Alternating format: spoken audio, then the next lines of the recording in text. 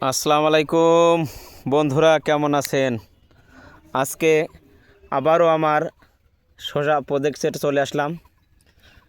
আমার শসা প্রজেক্ট যদি দেখানো যায় তা আপনারা দেখেন, এই অবস্থা, প্রচণ্ড ফুলজালি। দেখছেন কি অবস্থা?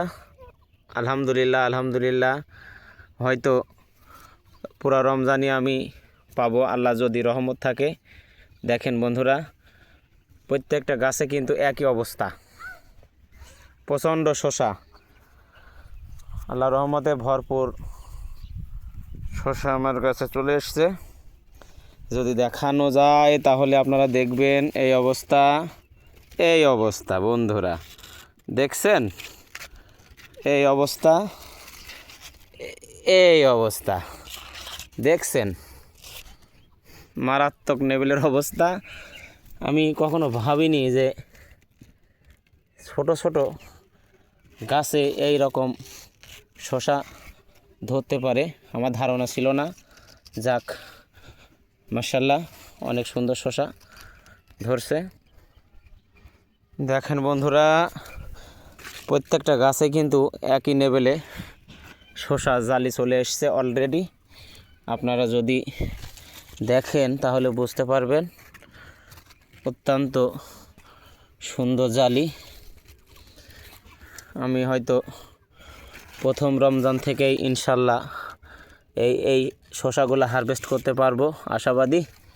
তো দেখেন বন্ধুরা, প্রত্যেকটা গাছেই কিন্তু শসা।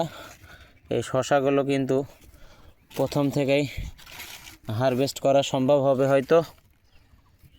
দেখেন বন্ধুরা কি অবস্থা, সুন্দর একটি রিভিউ আজকে আপনাদেরকে দিতে যাচ্ছি। আপনারা দেখে কমেন্ট অবশ্যই জানাবেন আমার এই শসা প্রজেক্ট কি অবস্থা। যদি দেখানো যায়, হলুদে হলুদ বন্ধুরা, প্রত্যেকটা গাছে কিন্তু হলুদ আর হলুদ। এটা ছিল আমার শসার প্রজেক্টটা। এটা হচ্ছে আপনার জাদু জাদু এই শসার জাতটার নাম হচ্ছে জাদু। আপনারা শীতকালে এই জাদু শসাটা অবশ্যই চাষাবাদ করতে পারেন, তাহলে আপনারা লাভবান হবেন, আশাবাদী। হলুদের সমাহার, এই অবস্থা আমার শসার এখন।